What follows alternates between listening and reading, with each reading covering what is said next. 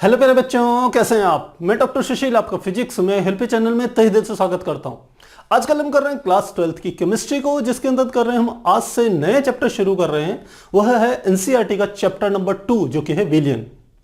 प्यारे बच्चों, इस बात को ध्यान दीजिएगा, हम यहाँ जो भी चैप्टर शुरू करवा रहे हैं या जो भी हम टॉपिक ले रहे हैं वह हम 100% एनसीईआरटी को फॉलो कर रहे हैं।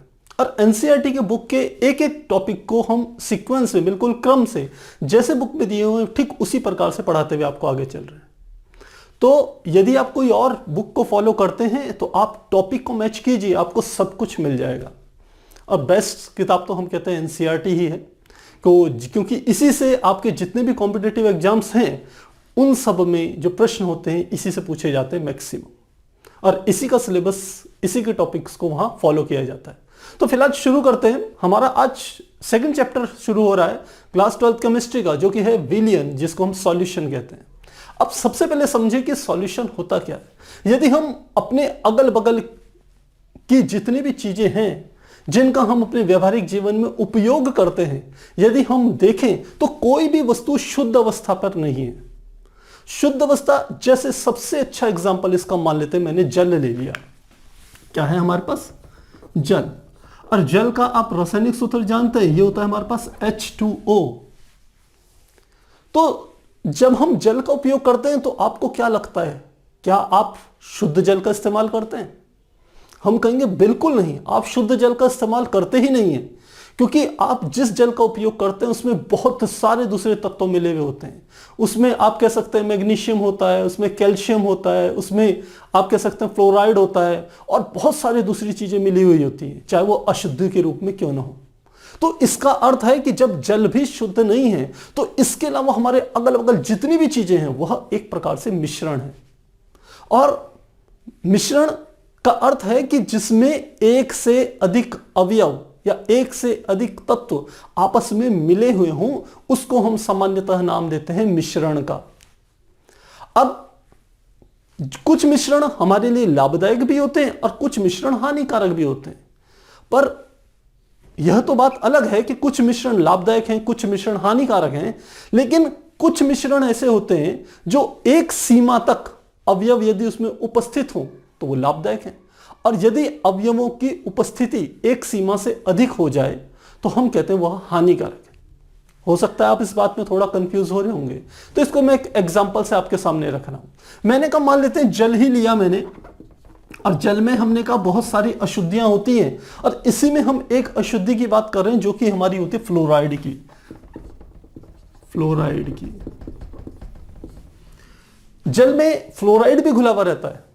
अब फ्लोराइड की यदि जो मात्रा है जल में, यदि वो उसका मान लगभग 10 ppm तक है, कितना कहा हमने? फ्लोराइड की मात्रा कितनी है? 10 ppm। तो यह जो मिश्रण है जल के साथ घुला हुआ, ये जो फ्लोराइड का मिश्रण है, यह हमारे दांतों के लिए लाभदायक होता है। किसके लिए? दांतों के लिए लाभदायक है। तो जल में यदि फ्लोराइड 10 ppm हो, अब हो सकता है आपके दिमाग में आ रहा होगा, सर ये ppm क्या है? हमने कक्षा 10 के फर्स्ट चैप्टर में इसको एक्सप्लेन किया था। ppm की फुल फॉर्म होती है ppm, यानी कि पार्टिकल पर मिलियन, यानी कि 1 मिलियन में पार्टिकल, एक पार्टिकल्स होना, यानी कि एक कण उपस्थित होना। तो यदि इस तरीके से किसी तत्व को नापा जाए तो हम कहते हैं उसको ppm में नापा जा रहा है।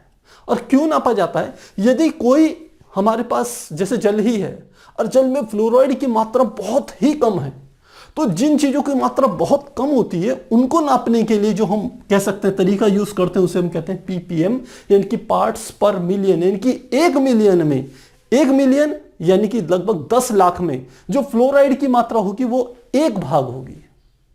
तो 10 लाख यदि हम कोई विलियन का हिस्सा लेंगे तो उसमें एक हिस्सा किसका होगा? फ्लोराइड का होगा। तो हम कहेंगे ये ppm में है। तो अब हम फिर से अपनी मूल बात पे आते हैं। हमने कहा जल में फ्लोराइड घुला हुआ है, और वह 10 ppm है, यदि 10 ppm तक है तो वो हमारे दांतों के लिए लाभदायक है। लेकिन जैसे ही जल में इस फ्लोराइड की मात्रा 10 ppm से बढ़कर के 15 ppm हो जाए, यदि जल प्लस फ्लोराइड और इसकी मात्रा आपकी बार कितनी हो जाए 15 ppm, तो यही जो फ्लोराइड मिला हुआ जो जल होगा वो हमारे दांतों के लिए नुकसानदायक होगा, दांतों के लिए नुकसानदायक। तो आप देखिए कि विलीन वही है, एक हमने क्या लिया, एक जल लिया और एक दूसरा क्या लिया, फ्लोराइड लिया, इन दोनों को आपस में मिलाया। जब फ्लोराइड की मात्रा 10 ppm है तो दांतों के लिए लाभदायक, और जैसे ही 10 से ज्यादा हो गई दांतों के लिए नुकसानदायक। क्या हमें जीवन में ऐसे कुछ और अनुभव नहीं पता? बिल्कुल है। आप कभी देखते हैं घर में भोजन बनता है, भोजन में यदि नमक ना पड़े तो आप कहेंगे सब बेकार है, और अगर भोजन में उसी नमक की मात्रा एक सीमा से अधिक हो जाए तो भी आप कहेंगे वो भोजन आपके लिए बिल्कुल बेकार है। तो जब हम एक से अधिक तत्वों को आपस में मिलाते हैं तो इसको हम कहते हैं मिश्रण। एक से अधिक तत्वों को आपस में मिलाने की क्रिया क्या कहलाती है? मिश्रण कहलाती है। अब मिश्रण दो प्रकार के हो सकते हैं, एक होता है मिश्रण जिसे हम कहते हैं समांगी मिश्रण, और दूसरा होता है जिसे हम कहते हैं विषमांगी मिश्रण। तो हमने क्या बात कही? हमने कहा हमारे पास क्या होता है मिश्रण। मिश्रण की परिभाषा आप लिख सकते हैं, जब दो या दो से अधिक तत्वों को आपस में मिलाया जाता है तो इससे मिश्रण का निर्माण होता है, या जो हमें प्राप्त होता है वो क्या होता है? मिश्रण होता है। अब हमने कहा ये मिश्रण कितने प्रकार का है भाई? ये मिश्रण है दो प्रकार का। पहला जिसे हम कहते हैं समांगी मिश्रण, समांगी मिश्रण, और दूसरा होता है जिसे हम कहते हैं विषमांगी मिश्रण, विषमांगी मिश्रण। समांगी मिश्रण को इंग्लिश में कहते हैं होमोजीनियस मिक्सचर, होमोजीनियस मिक्सचर, और विषमांगी को कहते हैं नॉन होमोजीनियस, होमोजीनियस मिक्सचर्स। ये आप ध्यान रखेंगे। और मिश्रण तो आप जानते हैं इंग्लिश में से मिक्सचर कहते हैं। अब मिश्रण की बात तो आपको समझ में आ गई कि दो से अधिक तत्वों को आपस में मिलाया जाता है तो जो हमें प्राप्त होता है उसे हम क्या कह देते हैं? मिश्रण कहते हैं। पर मिश्रण को हमने यहां दो भागों में बांट दिया, समांगी और विषमांगी। तो अब समझिए समांगी मिश्रण क्या हुआ और विषमांगी मिश्रण क्या हुआ। समांगी का अर्थ है, ये हिंदी का शब्द है, हिंदी का मतलब समांगी, मतलब समान अंग वाला। आगे क्या है? सम, और पीछे क्या है? अंगी। तो सम अंगी मतलब समान अंग वाला, एक ऐसा मिश्रण जिसके अलग अलग हिस्सों में अवयवों की मात्रा एक समान हो, ऐसे मिश्रण को हम कहते हैं समांगी मिश्रण। और सबसे अच्छा इसका एग्जाम्पल है कि आप घरों पे जैसे बनाते हैं ना, मीठा पानी बनाते हैं, जल पे आप चीनी घोल देते हैं, या जल पे आप क्या कर देते हैं? थोड़ा सा नमक घोल देते हैं नींबू पानी बनाने के लिए। तो जब उसको अच्छे तरीके से मिला लेते हैं तो वह जो मिश्रण बनता है वह हमारा एक प्रकार से समांगी मिश्रण होता है। समांगी का अर्थ है कि आपने पूरा का पूरा मान लो शरबत बना लिया, अब शरबत के किसी भी एक हिस्से को थोड़ा सा निकालें, चम्मच से निकालें, यदि सभी हिस्सों का जो स्वाद हो यदि एक समान हो, आप कहेंगे वह कैसा मिश्रण है? समांगी मिश्रण है। तो मुझे लग रहा है ये बात समझ में आ गई होगी आपको कि समांगी मिश्रण क्या हुआ। फिर से परिभाषा आप चाहें तो हम बता रहे हैं, हम कह रहे हैं कि समांगी मिश्रण का अर्थ ऐसे मिश्रण से है जिसके सभी भागों में अवयवी पदार्थों की मात्रा समान होती है। तो आप ऐसा इसको लिख सकते हैं। अब चलते हैं हम दूसरा विषमांगी मिश्रण में। विषमांगी मिश्रण का अर्थ क्या हुआ? अब मिश्रण है तो आप समझ गए होंगे कि एक से अधिक तत्वों को आपस में मिला रखा है, एक से अधिक पदार्थों को। अब विषमांगी का अर्थ है कि जिसमें मिश्रण के विभिन्न भागों में अवयवों की जो मात्राएं हैं वो समान न हो। एग्जाम्पल, मैंने कहा आप थोड़ी सी रेत लीजिए और उसे क्या कर दीजिए? जल में डाल करके अच्छे से घोल ले लीजिए। अब घोल तो लेंगे, आपको लगेगा भी देखने में कि थोड़ा थोड़ा रेत घुल भी गया है, लेकिन वो अच्छे प्रकार से घुलता भी नहीं है। अब यदि आप क्या करेंगे? थोड़ा सा हिस्सा जल का निकालेंगे तो आप देखेंगे एक हिस्से पर रेत की मात्रा, दो अलग अलग हिस्से निकाल लीजिए जल से, एक हिस्से पर देखेंगे तो रेत की मात्रा हो सकता है कम हो, वहीं दूसरे हिस्से पर रेत की मात्रा ज्यादा होगी। या आप यदि कांच के बीकर में इस प्रकार का प्रयोग करें तो आप देखेंगे ऊपर ऊपर रेत के हल्के हल्के कण दिखाई देंगे, जबकि आपको उस बीकर की तली पर आपको ज्यादा रेत जमी हुई दिखाई देगी। इसका अर्थ यह हुआ कि जल पे जब हम रेत घोल रहे हैं तो जल और रेत के जो मिश्रण है वह अलग अलग भागों पर उनकी मात्राएं समान नहीं हैं। तो इस प्रकार के मिश्रण को क्या कहते हैं? विषमांगी मिश्रण। तो परिभाषा आप लिख सकते हैं कि एक ऐसा मिश्रण जिसके कि विभिन्न भागों में अवयवी पदार्थों की मात्राएं एक समान न हो, ऐसे मिश्रण को विषमांगी मिश्रण कहते हैं। तो मुझे लग रहा है समांगी और विषमांगी मिश्रण आपको समझ में आ गए होंगे। अब यहीं से हम आगे अपनी शुरुआत करते हैं इस चैप्टर की। और इस चैप्टर का जो हमारा पहला जो टॉपिक आता है वो आता है विलयनों के प्रकार। अब यहां से हम शुरू करते हैं 2.1, ये है विलयनों के प्रकार, यानी कि types of solution. Types of solution, विलयनों के प्रकार। क्या हुआ विलयनों के प्रकार, यह समझिए। सबसे पहली बात, विलयन क्या हुआ? अभी मैंने आपको समांगी और विषमांगी मिश्रणों के बारे में बताया। समांगी मिश्रण को ही विलयन कहा जाता है, ध्यान रखिएगा मेरी बात को, क्योंकि मिश्रण तो दो प्रकार के, समांगी भी और विषमांगी भी। लेकिन जब हम विलयन की बात करेंगे तो हम कहते हैं कि समांगी मिश्रण को ही विलयन कहते हैं। और समांगी मिश्रण की मैंने आपको परिभाषा भी बताई थी कि एक ऐसा मिश्रण जिसके विभिन्न भागों पर अवयवी पदार्थों की संख्या क्या हो, एक समान हो, ऐसे मिश्रण को हम क्या कहते हैं? समांगी मिश्रण कहते हैं। और यहां मैंने क्या कहा? समांगी मिश्रण को ही विलयन यानी कि सॉल्यूशन कहते हैं। तो इतनी बात समझ में आ गई होगी कि समांगी मिश्रण ही क्या होगा? विलयन होगा। अब हम इससे थोड़ा और आगे की बात समझें। जब कभी भी आपके दिमाग में विलयन शब्द आता है तो सीधे आपके दिमाग में एक बात स्ट्राइक करती है कि किसी द्रव में किसी चीज को घोल दिया हमने, ऐसा ही तो आता है। यानी कि आप सीधे वहां पर एक बात समझते हैं कि विलयन यदि बनाना है तो एक हम क्या ले रहे हैं? द्रव, और उसमें क्या मिला रहे हैं? एक ठोस, और इन दोनों को मिलाने से क्या बन रहा है? एक विलयन बन रहा है। जैसे ही हमने कहा कि द्रव, जब विलयन शब्द आता है तो हम कहते हैं किसी द्रव में, इसका मतलब किसी ठोस को बना करके जो मिक्सचर बन गया वो हमारा क्या हो गया? विलयन हो गया। जैसे हमने अभी एग्जांपल दिया कि हमने कहा जल में यदि आप चीनी घोल दो तो जल क्या हो गया? द्रव हो गया। ठोस क्या होगी? चीनी हो गई। और उनको मिलाने से जो बन गया वो हमारा क्या हो गया? विलयन हो गया। तो अब हम यहां पर बात कर रहे हैं विलयन के लिए कौन कौन से दो अवयव होंगे। यहां पर जब हम विलयनों की चर्चा करेंगे तो इस पूरे चैप्टर में उन विलयनों की चर्चा करेंगे जिसके केवल दो घटक होंगे, यानी कि केवल दो पदार्थों को आपस में मिला करके हम विलयन का निर्माण कर रहे हैं। हम पूरी चर्चा वहीं तक करेंगे, यानी कि यहां पर विलयन के उन विलयनों की चर्चा नहीं करेंगे जिसमें एक दो से अधिक घटकों को आपस में मिलाया जा रहा है। तो ये यहां पर ये चैप्टर यहीं तक सीमित है। तो अब समझे कि हमने कहा एक जब विलयन बनाते हैं, विलयन बनाया जाता है, तो विलयन में आपने कक्षा छोटी क्लासों से ही पढ़ा होगा कि विलयन के लिए दो चीजों की आवश्यकता होती है। एक होता है हमारा विलायक और दूसरा हमारा क्या होता है? विलेय। विलायक तथा विलेय। अब जैसे ही हम कहते हैं विलायक तो सीधे फिर से आपके दिमाग में एक बात स्ट्राइक करती है कि भाई विलायक है तो इसका मतलब ये क्या होगा? कोई द्रव होगा।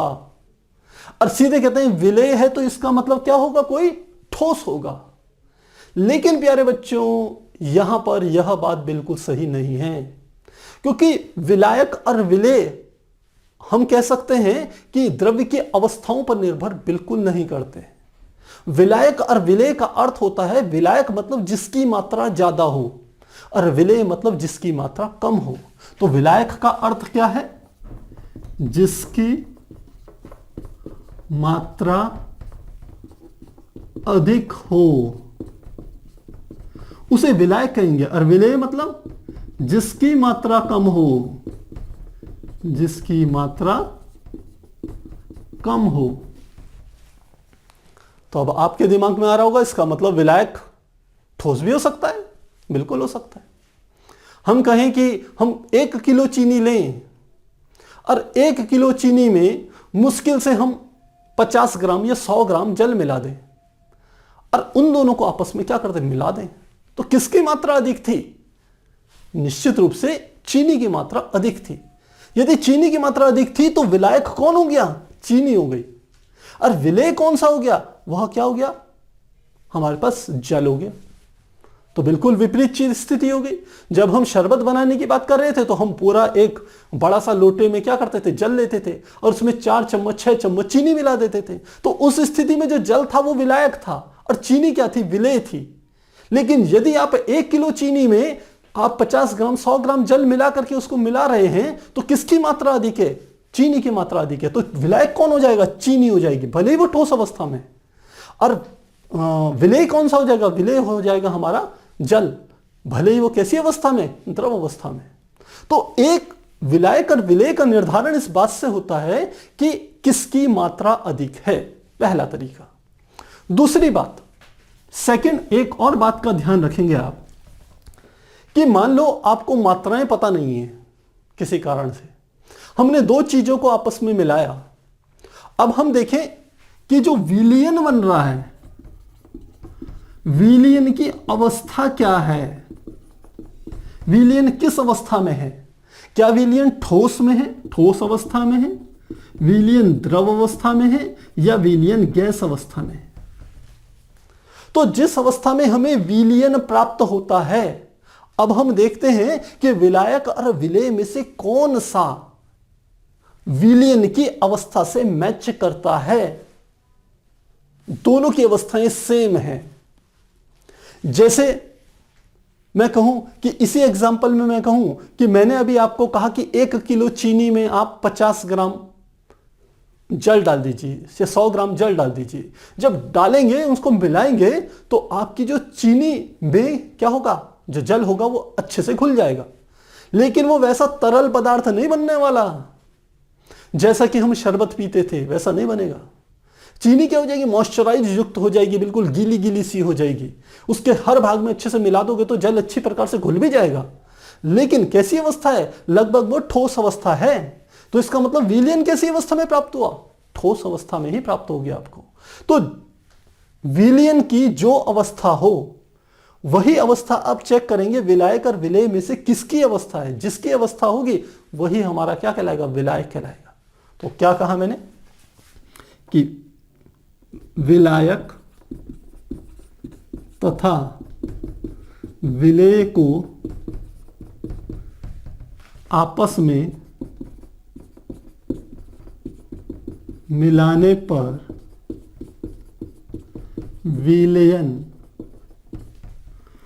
विलायक की अवस्था में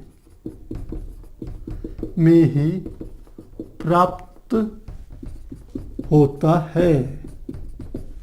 विलयन जो होता है वो विलायक की अवस्था में ही प्राप्त होता है। तो बस आपका एक मेथड और बन गया भाई, विलयन और विलायक, वो हमने कहा विलयन तैयार करना है, विलायक और विलेय मिलाना है। अब आपको यह निर्धारण करना है कौन सा विलायक है कौन सा विलेय है। तो सीधे देखिए कि विलयन की अवस्था कौन सी। यदि विलयन की अवस्था द्रव है तो आप देखिए दोनों में से विलायक और विलेय में से कौन सा द्रव अवस्था में, जो द्रव अवस्था में होगा यानी कि वही क्या है? विलायक है। और दूसरा क्या हो गया? विलेय हो गया। तो मुझे लगता है यहां पर आपको यह बात समझ में आ गई होगी कि विलयन में किस प्रकार से आप निर्धारण करेंगे कि विलेय कौन सा है और विलायक कौन सा है। क्योंकि काफी जगहों पर यह बात आती है बच्चों, 1-1 नंबर के प्रश्न पूछ लिए जाते हैं, इसलिए आपको यहां पर मैं क्लियर कर रहा हूं। तो 2 तरीके हैं बताने के, एक तो जिसकी मात्रा अधिक होती है वही विलायक होता है। और आपको मात्राओं का ज्ञान ना हो तो आप देख लीजिए कि विलयन किस अवस्था में प्राप्त हो रहा है। जिस अवस्था में विलयन प्राप्त है उसी अवस्था को देखिए विलायक और विलेय में से किसकी अवस्था वही है। जिसकी अवस्था विलयन की अवस्था से मैच करती है वही क्या कहलाएगा? विलायक कहलाएगा। तो ये बात क्लियर होगी। अब यहां पर एक प्रश्न और आता है कभी कभी हम कहते हैं कि यदि विलयन और विलायक, सॉरी विलायक और विलेय ये दोनों समान अवस्थाओं में हो, कैसी मैंने ले लिया, मान लिया मैंने जल में मिक्स कर दिया अल्कोहल को, जल और अल्कोहल को मिक्स कर दिया, दोनों की समान मात्राएं ले ली, 50 ml जल ले लिया और 50 ml अल्कोहल ले लिया, तो क्या बन गया, इससे एक विलयन बन गया। जल कैसी अवस्था में, द्रव अवस्था में, अल्कोहल कैसी अवस्था में, द्रव अवस्था में है, विलयन किस अवस्था में मिला, द्रव अवस्था में मिला। अब बताइए इसमें विलेय कौन सा है और विलायक कौन सा है, क्योंकि जब हम पहला नियम लगाते हैं कि जिसकी मात्रा अधिक होगी वह विलायक होगा, तो यहां जल की मात्रा भी 50 ml है, अल्कोहल की मात्रा भी 50 ml है, तो दोनों की मात्राएं समान हैं, तो यह नियम काम नहीं करा। फिर हम दूसरे नियम पे चले, हमने कहा विलायक तथा विलेय को आपस में मिलाने पर विलयन विलायक की अवस्था में ही प्राप्त होगा, तो विलयन किस अवस्था में प्राप्त हो रहा है, द्रव अवस्था में, और विलायक इन दोनों की अवस्थाएं क्या है, द्रव है, तो यहां से भी हमें पता नहीं चला। तो अब ऐसी स्थिति में आती है कि किसको हम विलेय माने, किसको विलायक माने, तो इसमें ज्यादा कंफ्यूज होने की आवश्यकता नहीं है। अब यह आपकी चॉइस पर निर्भर है कि आप सामान्यतः किसको विलायक मानेंगे और किसको विलेय मानेंगे, क्योंकि दोनों की अवस्थाएं भी सेम है, द्रव द्रव है, दोनों की मात्राएं भी सेम है। तो अब आप चाहें तो जल को क्या मान लीजिए, विलायक मान लीजिए, और अल्कोहल को क्या मान लीजिए, विलेय मान लीजिए, या आप क्या कर सकते हैं, जल को विलेय मान सकते हैं और अल्कोहल को विलायक मान सकते हैं। तो आपके पास चॉइस है। लेकिन यदि आप एक, हम कह सकते हैं एक सामान्य जिसे कहते हैं कॉमन सेंस की बात करें, तो कॉमन सेंस हमारा यह कहता है कि जल को ही हम सामान्यतः विलायक के रूप में स्वीकार करते हैं। अब मैक्सिमम चीजों पे देखिए, जल हमेशा विलायक के रूप में ही प्रयोग में आता है, तो यदि इसमें आप ये कहें कि जल को मैं विलायक ले लूं तो कोई गलत भी नहीं है। दोनों में से किसी को भी विलेय या विलायक ले सकते हैं, लेकिन अगर आप जल को विलायक लेते हैं तो वो ज्यादा अच्छा होगा। लेकिन जल की बजाय यदि कोई दूसरा द्रव होता तो दोनों की मात्राएं सेम है, दोनों की अवस्थाएं सेम हैं, और तब हम कहें कि किसको विलेय लें किसको विलायक लें, तो आप किसी को भी विलेय अथवा किसी को भी विलायक ले सकते हैं। तो मुझे लगता है इतनी बात आपको समझ में आ गई होगी। अभी इसमें हम एक थोड़ा सा और स्टेप आगे पढ़ेंगे कि अभी तक हम चर्चा कर रहे थे द्रव और ठोस मिलकर के विलयन का निर्माण करते हैं। अब हम देखते हैं विलयन कितने टाइप्स के होते हैं। तो आप चाहें तो एक बार इसे नोट कीजिए, फिर हम आगे कंटिन्यू करेंगे।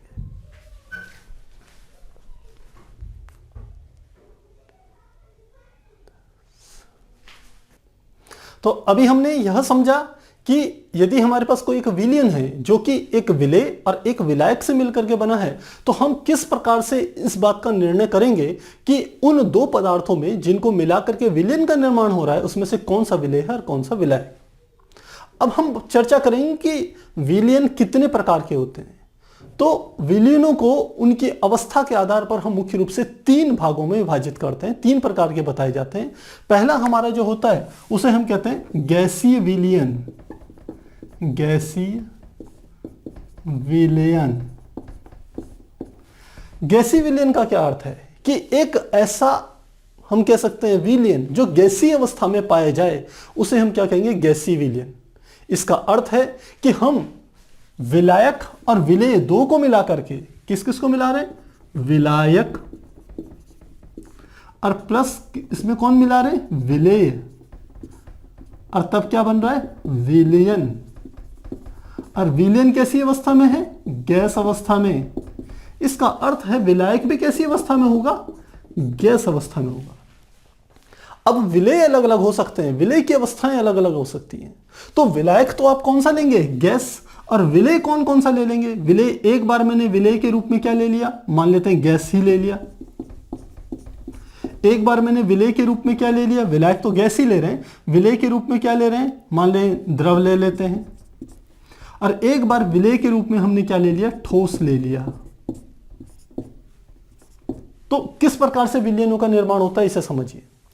हमने कहा कि विलायक जो कि एक गैस है।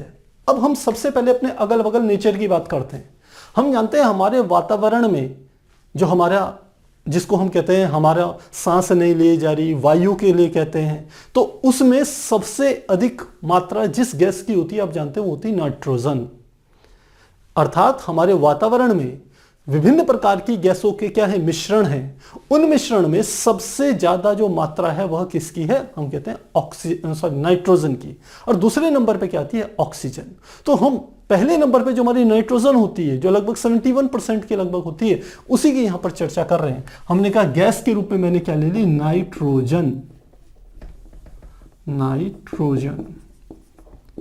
अब नाइट्रोजन में जब किसी गैस को मिलाते हैं, गैस कौन सी होगी, आप जानते हैं नाइट्रोजन में हम गैस के रूप में किसको मिला सकते हैं, ऑक्सीजन को मिला लें। ऑक्सीजन को मिला लेते हैं तो हमारे पास क्या होता है, एक गैसीय विलयन प्राप्त होता है। अब इसी नाइट्रोजन में यदि द्रव के रूप में हम किसको मिला लें, क्लोरोफॉर्म को मिला लें,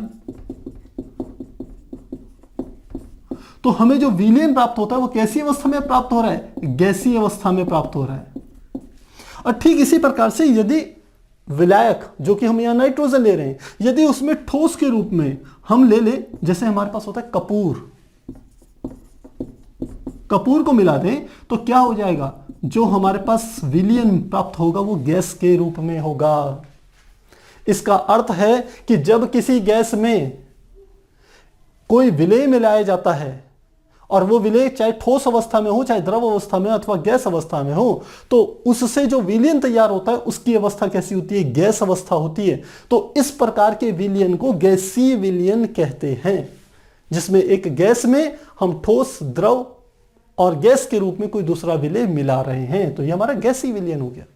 दूसरे प्रकार का यदि विलयन कहें तो हमने कहा सेकंड, जिसे हम कहते हैं द्रव विलयन। द्रव विलयन। अब द्रव विलयन कौन कौन से हो गए, इसका अर्थ है कि जब हम विलायक के रूप में, विलायक क्या ले रहे हैं, द्रव अवस्था में हो, और जो विलेय है वो तीन अवस्थाओं में हो सकता है। वह हम कह सकते हैं गैस भी हो सकती है, वह द्रव भी हो सकता है, और वह ठोस भी हो सकता है। लेकिन हमारे पास जो विलयन मिलेगा वह किस अवस्था में प्राप्त होगा, हमेशा द्रव अवस्था में ही प्राप्त होगा। यह बात ध्यान रखेगा आप, क्योंकि विलायक के रूप में क्या है, द्रव, तो जो विलयन की जो अवस्था होगी वो विलायक की अवस्था के ही समान होती है। इसलिए यदि विलायक द्रव है तो जो विलयन होगा वह भी द्रव अवस्था में ही प्राप्त होगा। इसकी चर्चा अभी हमने करी थी, आपको पता होना चाहिए। तो अब विलेय के रूप में हम किस किस चीज का इस्तेमाल कर सकते हैं। आप द्रव में, द्रव कौन सा ले लीजिए, जो हमारे पास सबसे अच्छा यूनिवर्सल जो हमारे पास द्रव है वो कौन सा है, जल है। अब जल में गैस के रूप में आपने क्या घोल दी, ऑक्सीजन। आप जानते तो हैं कि जल में ऑक्सीजन घुली भी रहती है, तो बिल्कुल क्या है, आप जल में यदि ऑक्सीजन को घोल देंगे तो क्या हो जाएगा, वो एक विलयन तैयार हो जाएगा। अगला, यदि द्रव में दूसरा द्रव मिला दिया जाए, जैसे जल में मैंने कहा था अल्कोहल मिला लो, तो जो विलयन मिलेगा वो द्रव अवस्था में ही मिलेगा। और तीसरा हम कहें द्रव में यदि कोई ठोस मिला दे, ठोस क्या मिला दी मैंने, चीनी मिला ली, तो क्या मिल गया, जो विलयन मिला वो क्या मिला, द्रव मिला। और द्रव क्या है, वो विलयन आप जानते हैं, जो शरबत होता है वो ऐसे ही तैयार किया जाता है। तो इस प्रकार के विलयन कौन से विलयन होते हैं, द्रव विलयन, जिसमें विलायक के रूप में किसी द्रव का उपयोग किया जाता है और विलेय के रूप में ठोस, द्रव या गैस किसी का भी इस्तेमाल किया जाता है। तो हमें जो विलयन प्राप्त होता है वो विलायक की अवस्था में ही, द्रव अवस्था में ही प्राप्त होता है। तो ऐसे विलयनों को हम द्रव विलयन कहते हैं। तीसरा जो हमारा होता है उसे हम कहते हैं, देखिए हमने गैस ले लिया, द्रव ले लिया, अब ठोस विलयन बच गए, ठोस विलयन। अब ठोस विलयन कौन कौन से होते हैं, जिसमें विलायक के रूप में, विलायक के रूप में किसका इस्तेमाल किया जाए, आप समझ सकते हैं, विलायक के रूप में ठोस का इस्तेमाल किया जाएगा, और विलेय के रूप में हम कह सकते हैं गैस, द्रव या ठोस, तीनों में से किसी का भी आप इस्तेमाल कर लो। तो जो हमारा विलयन बनेगा वो किस अवस्था में बनेगा, ठोस अवस्था में ही प्राप्त होता है। तो इस प्रकार के विलयनों को हम कैसे कहते हैं? ठोस विलयन कहते हैं। एग्जाम्पल्स आप जानते ही हैं। आप ठोस को ठोस में मिला दे तो विभिन्न प्रकार की क्या होती है? मिश्र धातुएं प्राप्त होती हैं। ठोस को द्रव में मिला दें तो ठोस में, जैसे मैंने आपको वो चीनी वाला एग्जाम्पल दिया था कि विलायक की मात्रा क्या होती है? ज्यादा, और विलय की मात्रा क्या होती है? कम। तो उस प्रकार से हम कर सकते हैं। और इसी प्रकार से हम क्या कर सकते हैं? ठोस में किसी गैस को भी मिलाया जा सकता है। तो इस प्रकार से हम विलयनों को मुख्य रूप से 3 भागों में विभाजित करते हैं। यहां पर जब हम बात करते हैं कि द्रव में किसी गैस को मिला रहे हैं, जैसे गैस हमने यहां पर ऑक्सीजन ली थी, यहां पर एक और हम एग्जाम्पल दे सकते थे किसमें? द्रव में गैस मिलाने का, और वह हमारी कौन सी होती? Cold drink.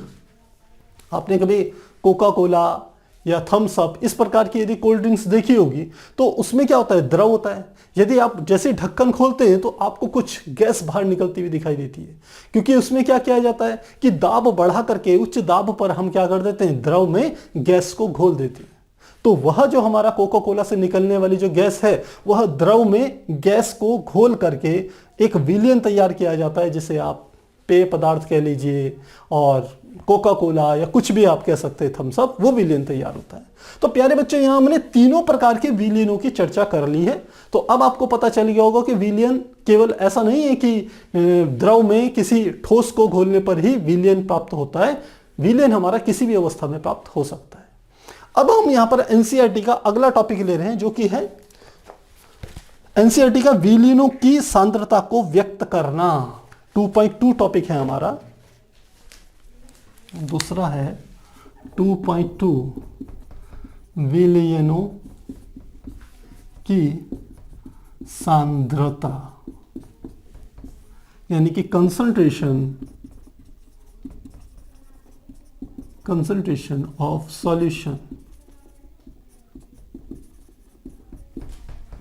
अब हमने यह बात तो समझ गए कि विलयन का अर्थ है एक समांगी मिश्रण, और समांगी मिश्रण में हम इस चैप्टर में चर्चा कर रहे हैं केवल द्विअंगी विलयनों की। हालांकि विलयन में हम कहते हैं एक विलायक होता है और एक से अधिक विलेय होते हैं, तो वह क्योंकि मिश्रण है, मिश्रण में तो कितने भी अवयवों को मिला दीजिए। लेकिन मैंने कहा इस चैप्टर में हम इस बात तक सीमित रहेंगे कि विलयन जो है उसमें केवल 2 ही अवयवी तत्व हैं, एक है विलायक और एक है विलेय। तो जब हम कहते हैं विलयनों की सांद्रता, कंसंट्रेशन, तो अब बात आती है आखिर इसका अर्थ क्या है। इसका अर्थ यह है कि किसी विलयन में जो हम विलायक ले रहे हैं और जो विलेय ले रहे हैं, उनको किन मात्राओं में आपस में मिलाया जा रहा है, वही हमारी क्या होती है? विलयनों की सांद्रता कहलाती है। और मैक्सिमम जगहों पर जो सांद्रता का अर्थ होता है वो होता है विलेय पदार्थ की मात्रा। तो क्या कहा? किसी विलयन में विलेय पदार्थ की मात्रा को विलयन की सांद्रता द्वारा प्रदर्शित किया जाता है। ध्यान रखिएगा किसकी बात कर रहा हूं मैं? विलेय पदार्थ की मात्रा को, क्योंकि विलायक तो ज्यादा है और विलेय पदार्थ कितना आपने उसमें मिला रखा है, इस बात को हम समझते हैं विलयन की सांद्रता से। अब सांद्रता को मुख्य रूप से 2 तरीके से प्रदर्शित किया जाता है। एक होता है गुणात्मक रूप में, एक होता है मात्रात्मक रूप में। तो लिखते हैं सांद्रता के प्रकार या सांद्रता को प्रदर्शित करने के प्रकार। सांद्रता को प्रदर्शित करने के प्रकार तो कौन कौन से हैं? सबसे पहले मैंने कहा कौन सा आता है? पहला आता है गुणात्मक, और दूसरा हमारा होता है मात्रात्मक। गुणात्मक आधार और मात्रात्मक आधार। गुणात्मक आधार का अर्थ होता है जिसको कि हम 2 शब्दों से निरूपित करते हैं। एक शब्द होता है तनु और दूसरा होता है हमारे पास सांद्र। यानी कि हमने कहा तनु यानी कि जिसे डाइल्यूट कहते हैं, और दूसरा होता है सांद्र जिसे हम कहते हैं कंसंट्रेटेड,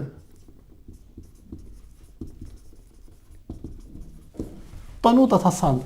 अब समझिए तनु तथा सांद्र का क्या अर्थ हुआ।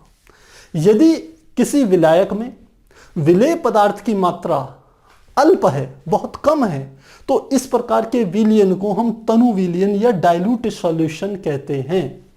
आप चाहें तो परिभाषा लिख सकते हैं कि यदि किसी विलयन में विलेय पदार्थ की मात्रा बहुत अल्प है, बहुत कम है, तो उस प्रकार के विलयन को तनु विलयन कहते हैं, डाइल्यूट सॉल्यूशन कहते हैं। तनु समझ में आ गया आपके। अब सांद्र का अर्थ क्या हुआ? सांद्र का अर्थ है कि यदि किसी विलयन में विलेय पदार्थ की मात्रा अधिक है तो ऐसे विलयनों को हम सांद्र विलयन कहते हैं। तो मुझे लग रहा है दोनों बातें समझ में आपको आ गई होगी। यदि विलयन में विलेय की मात्रा है कम तो उसे कहेंगे डाइल्यूट या तनु सॉल्यूशन। यदि विलयन में विलेय की मात्रा क्या है, ज्यादा, तो वो क्या कहलाएगा? सांद्र या कंसंट्रेटेड सॉल्यूशन कहलाएगा। लेकिन जब हम इन शब्दों का उपयोग करते हैं तो ये अपने आप में बड़ा कंफ्यूजिंग हो जाता है। ये बिल्कुल वैसे ही है कि हम ये कहें कि भाई हम चल रहे थे किसी रास्ते में किसी गांव को ढूंढने के लिए, और उससे कहा जाए कि भाई रास्ते में कोई व्यक्ति मिल गया कि भाई ये वाला गांव कितनी दूर पे है। अरे वो कहता है अरे थोड़ी सी दूर पर ही है, बिल्कुल पास में ही है। आदमी ने कहा ठीक है, पास में होगा तो हो सकता है 100 मीटर 200 मीटर की डिस्टेंस में हो। पता चला चलते चले गए 5 किलोमीटर, अभी तक गांव नहीं आया। तो फिर दूसरे से पूछा, रास्ते में मिल गया कि अरे भाई वो गांव था कितनी दूरी पर है? अरे उसने कहा 2 फलांग की दूरी पर है, अभी पहुंचते हो। फिर चलते चले गए 2-3 किलोमीटर, गांव नहीं आया। तो यहां पर दोनों व्यक्तियों के लिए जो दूरियां हैं वो बिल्कुल अलग अलग हैं। एक व्यक्ति के लिए वो 2 किलोमीटर की दूरी, 5 किलोमीटर की दूरी काफी ज्यादा है, जबकि दूसरे व्यक्ति के लिए वह दूरी क्या है, बहुत कम है। ठीक उसी प्रकार से जब हम कहते हैं कोई विलयन तनु है अथवा सांद्र है, तो वो एक व्यक्ति के लिए जो तनु विलयन होगा हो सकता है वही उसके लिए सांद्र हो, जबकि दूसरे व्यक्ति के लिए जो सांद्र विलयन होगा वह हो सकता है उसके लिए तनु की तरह कार्य करे। ये बिल्कुल वैसे ही है। हम भोजन लेते हैं, भोजन में हम नमक डालते हैं, मिर्च डालते हैं, सारे मसाले डालते हैं। 2 व्यक्ति अलग अलग खा रहे हैं तो एक व्यक्ति कह रहा है भाई बड़ा मजा आ रहा है, बहुत फर्स्ट क्लास खाना बना हुआ है, और दूसरा आदमी बैठा हुआ है कह रहा है अरे न इसमें नमक है, न इसमें मिर्च है, न इसमें मसाले हैं, ये तो बेकार है। तो दोनों के लिए स्वाद का दृष्टिकोण बिल्कुल अलग है। तो ठीक उसी प्रकार से जब गुणात्मक हम बताते हैं कि कोई विलयन तनु है अथवा सांद्र, तो इससे हमें परफेक्ट जानकारी नहीं मिल पाती है। इसलिए विलयनों की सांद्रता को प्रदर्शित करने का दूसरा तरीका हमारा जो होता है वह होता है मात्रात्मक तरीका। यह हमारा गुणात्मक है, क्वालिटी बेस्ड है, जबकि ये मात्रात्मक में ये क्वांटिटी बेस्ड है, ये क्वालिटी बेस्ड है, और ये क्या है, क्वांटिटी बेस्ड है। तो अब हम समझेंगे कि विलयनों की सांद्रता को मात्रात्मक रूप से किस प्रकार से प्रदर्शित किया जाता है। तो आप एक बार नोट कीजिए, फिर हम आगे कंटिन्यू करेंगे।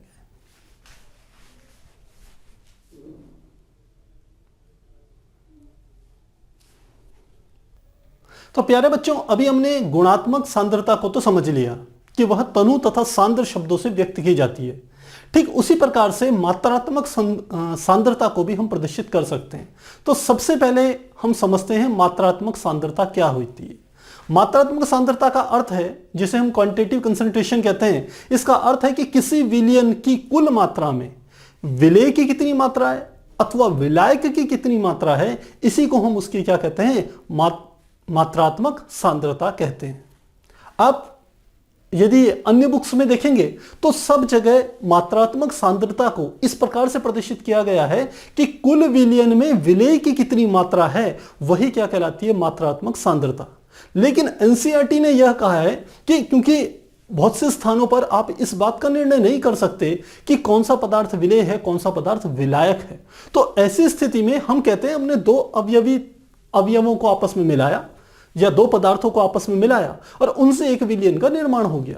अब आप उनमें से किसी भी एक पदार्थ की यदि सांद्रता ज्ञात करना चाह रहे हैं विलयन में, तो हम उसे क्या कहते हैं, मात्रात्मक सांद्रता कहते हैं। तो यहां हम किसी विलयन में केवल विलेय की सांद्रता को ज्ञात नहीं कर रहे हैं, हम किसी भी अवयव की सांद्रता को ज्ञात कर सकते हैं। तो सबसे पहले हम शुरू कर रहे हैं मात्रात्मक सांद्रता की परिभाषा से। तो परिभाषा देते हैं, हम लिखते हैं किसी विलयन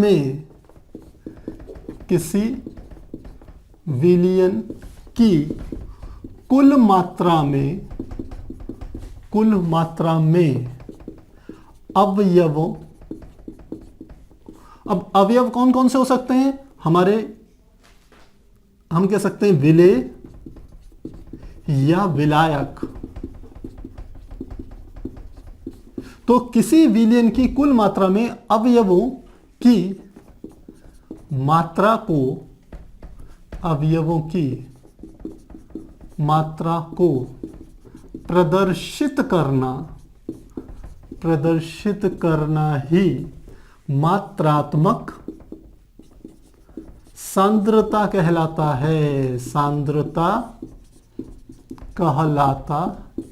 है।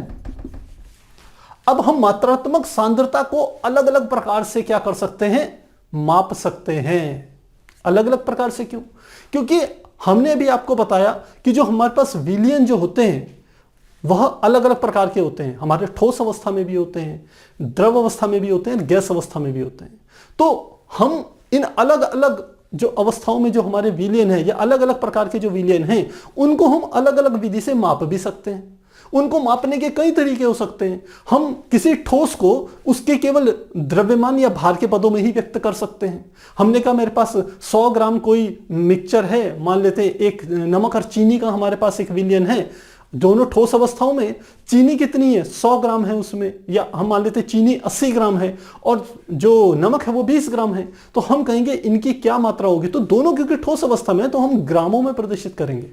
वहीं यदि विलयन में चले जाएं, हम कहें हमने 2 विलयन लिए, एक हमने जल ले लिया, दूसरा मान लेते हैं हमने अल्कोहल ले लिया, इन दोनों को आपस में मिला दिया, तो एक का हमने मान लेते हैं 70 ml ले लिया जल और उसमें 30 ml अल्कोहल मिला दिया। तो यहां पर दोनों की मात्राएं किस में व्यक्त हो रही है, मिलीलीटर में व्यक्त हो रही है। तो ये आयतन के पदों में व्यक्त हो रहा है, जबकि पहले जब हमने चीनी और नमक की बात करी थी तो वहां द्रव्यमान के पदों में हो रही थी। अब तीसरा एग्जाम्पल लेते हैं, हमने एक द्रव में एक ठोस घोला, तो द्रव को हमने ले लिया मिलीलीटर में उसका आयतन, और ठोस का हमने क्या ले लिया, उसको द्रव्यमान के पदों में व्यक्त कर रहे हैं। तो यहां पर हम जो सांद्रता व्यक्त करेंगे उसको व्यक्त करने का तरीका अलग होगा। इसी प्रकार बहुत सी विलयनों में हम क्या करते हैं, मोलों के रूप में प्रदर्शित करते हैं कि विलयन में कुल कितने मोल हैं। अब इस मोल को हम डिटेल में, जब ये टॉपिक आएगा तो वहां आपको डिटेल में बताएंगे कि मोल क्या होते हैं। अन्यथा ये क्लास 11th के फर्स्ट चैप्टर में आप जाकर के वहां मैंने डिटेल में मोल समझाया है, वहां पढ़ भी सकते हैं। तो हम किसी विलयन को उसके मोलों के रूप में भी प्रदर्शित कर सकते हैं। तो यदि विलयन को भी मोलों के रूप में प्रदर्शित किया जाए, विलायक को भी मोलों के रूप में प्रदर्शित किया जाए, विलेय को भी मोलों के रूप में प्रदर्शित किया जाए, तब यहां सांद्रता को ज्ञात करने का या मात्रात्मक सांद्रता को ज्ञात करने का एक अलग ढंग होगा। तो इसीलिए हम कह रहे हैं कि मात्रात्मक सांद्रता को ज्ञात करने के अलग अलग तरीके हैं। तो सबसे पहले हम ले रहे हैं द्रव्यमान प्रतिशत। तो पहला तरीका जो हम ले रहे हैं उसको हम कहते हैं द्रव्यमान प्रतिशत, यानी कि मास परसेंटेज। द्रव्यमान प्रतिशत या मास परसेंटेज। द्रव्यमान प्रतिशत क्या हुआ, हमने कहा कोई एक मैंने विलयन लिया और उस विलयन को, उसकी मात्रा को मैं माप रहा हूं द्रव्यमान के पदों में, और जो विलेय है या विलायक है जिनको मिलाने से उस विलयन का निर्माण हो रहा है, उनकी मात्राओं को भी मैं किस में नाप रहा हूं, मान लेते हैं ग्राम में, यानी कि द्रव्यमान के पदों में नाप रहा हूं। तो इस प्रकार से जो हम सांद्रता ज्ञात करेंगे उस सांद्रता को हम कहेंगे द्रव्यमान प्रतिशत। वह सांद्रता द्रव्यमान प्रतिशत में आएगी, और इसको सामान्यतः m/m से भी प्रदर्शित किया जा सकता है, मास अपॉन मास से। तो अब सबसे पहले इसकी परिभाषा लिखते हैं। हमने कहा 100 ग्राम विलयन में अवयव के अवयव, अब अवयव कौन कौन सा हो सकता है, विलेय अथवा विलायक, विलेय अथवा विलायक। तो 100 ग्राम विलयन में अवयव की ग्राम में मात्रा ही उसका द्रव्यमान प्रतिशत, द्रव्यमान प्रतिशत कहलाती है। तो क्या कहा मैंने, 100 ग्राम विलयन में जो विलयन किससे निर्माण होगा, विलेय तथा विलायक को मिला करके विलयन बन रहा है। तो विलेय तथा विलायक को मिलाने पर जो विलयन बन रहा है उसकी मात्रा कितनी, 100 ग्राम।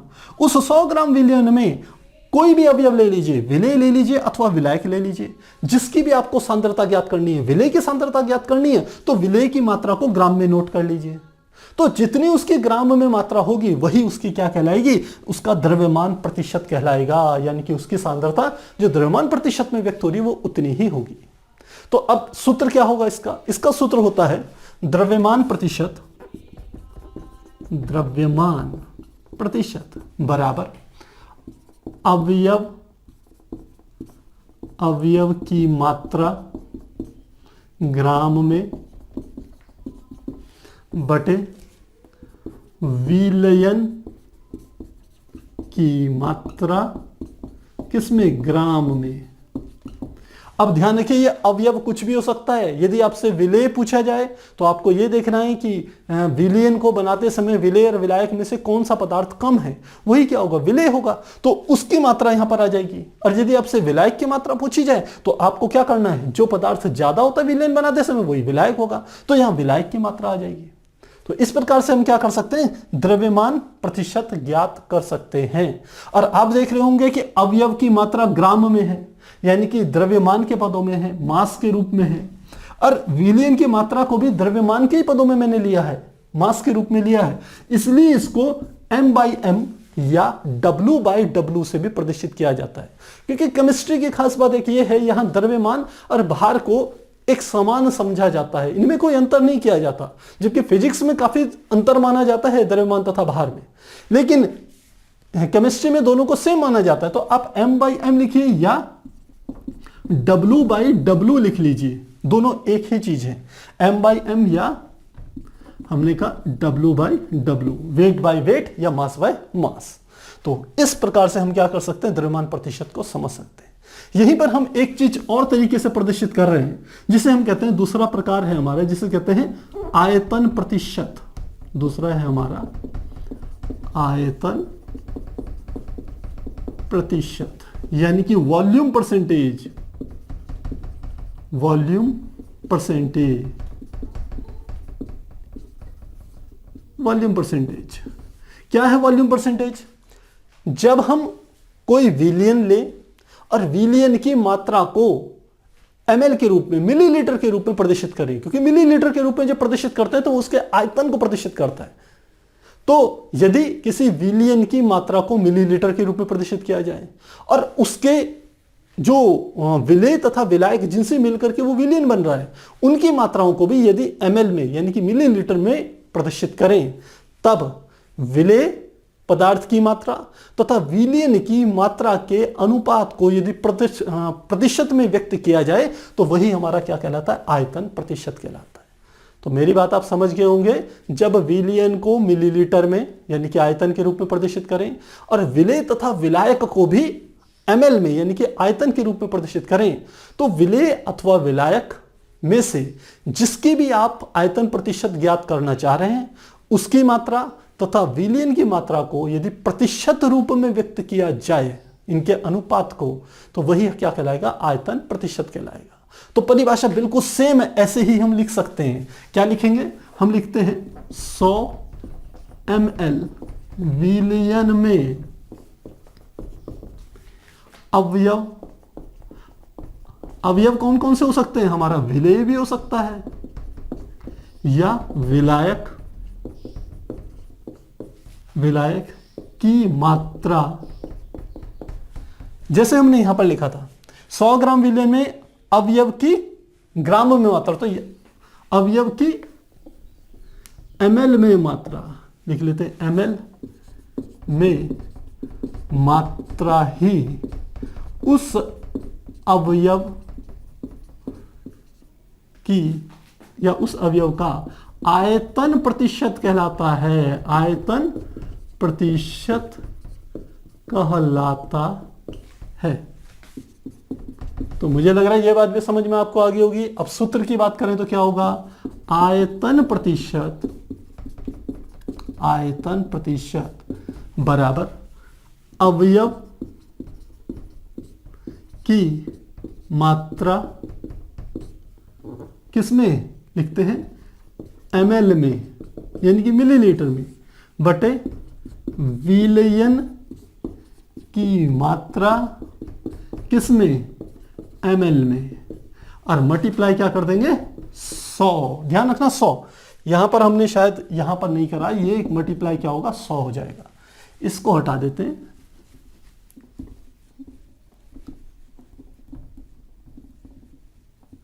क्योंकि प्रतिशत में ज्ञात कर रहे हैं तो इसलिए जिसको भी प्रतिशत में ज्ञात करना है उसके 100 से मल्टीप्लाई कर देते हैं।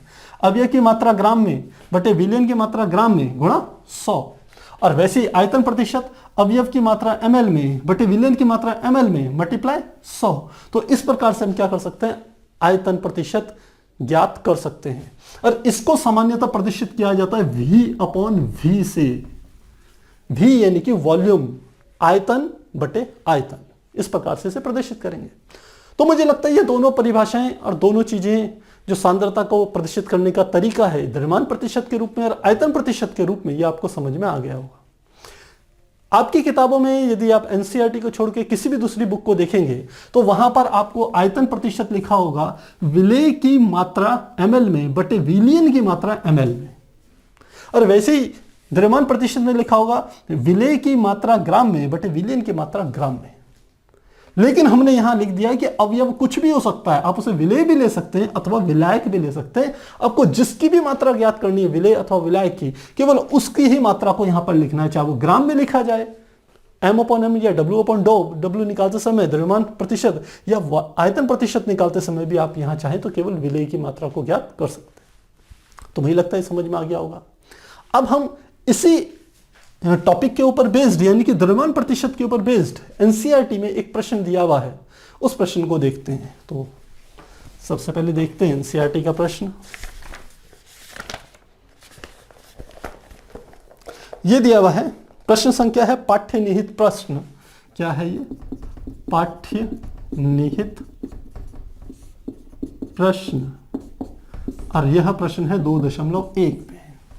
तो क्या प्रश्न कह रहे हैं, ये कहते हैं यदि 22 ग्राम बेंजीन में 122 ग्राम कार्बन टेट्राक्लोराइड घुली हो तो बेंजीन एवं कार्बन टेट्राक्लोराइड के द्रव्यमान प्रतिशत की गणना कीजिए। तो हमें क्या क्या दे दिया, 22 ग्राम तो दे दी बेंजीन, यानी कि बेंजीन कितनी है 22 ग्राम, और कार्बन टेट्राक्लोराइड यानी कि CCl4 हमको कितनी दे दी, यह हमारे को दे दी 122 ग्राम, 122 ग्राम। तो अब इन दोनों का हमको क्या निकालना है, द्रव्यमान प्रतिशत ज्ञात करना है, दोनों का ही। तो कैसे ज्ञात करेंगे, तो बिल्कुल यही वाला फॉर्मूला लगेगा। देखिए, क्योंकि द्रव्यमान प्रतिशत ज्ञात करना है तो अवयव की मात्रा ग्राम में बटे विलयन की मात्रा ग्राम में। तो पहला अवयव कौन सा ले रहे हैं, बेंजीन ले रहे हैं, तो लिखते हैं बेंजीन का द्रव्यमान प्रतिशत बराबर, क्या लिखा था मैंने, अवयव की मात्रा, कौन सा अवयव ले रहे हैं, बेंजीन।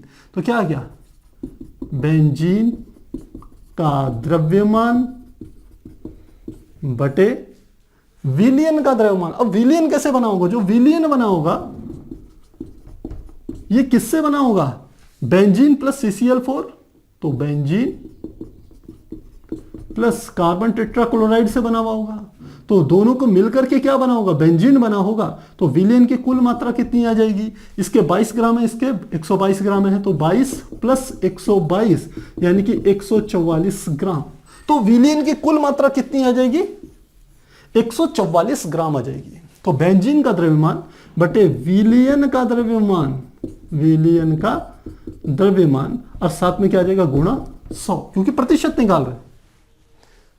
तो वैल्यूज रखें यदि तो कितना आ जाएगा, बेंजीन का द्रव्यमान कितना है 22 ग्राम, विलयन का द्रव्यमान कितना है 144 ग्राम, और साथ में क्या कर देना है गुणा 100। कैलकुलेट कीजिए, जो आपका आंसर आएगा वो आएगा 15.28, और साथ में क्या लिखेंगे प्रतिशत। तो बेंजीन का जो द्रव्यमान प्रतिशत है विलयन में वो 15.28% है। अब हमें किसका ज्ञात करना है? अब हमें ज्ञात करना है कार्बन टेट्राक्लोराइड का। तो कार्बन टेट्राक्लोराइड के दो तरीके से हम निकाल सकते हैं, क्योंकि यह विलयन जो है केवल बेंजीन और कार्बन टेट्राक्लोराइड से ही मिलकर के बना हुआ है, कोई तीसरी चीज नहीं है।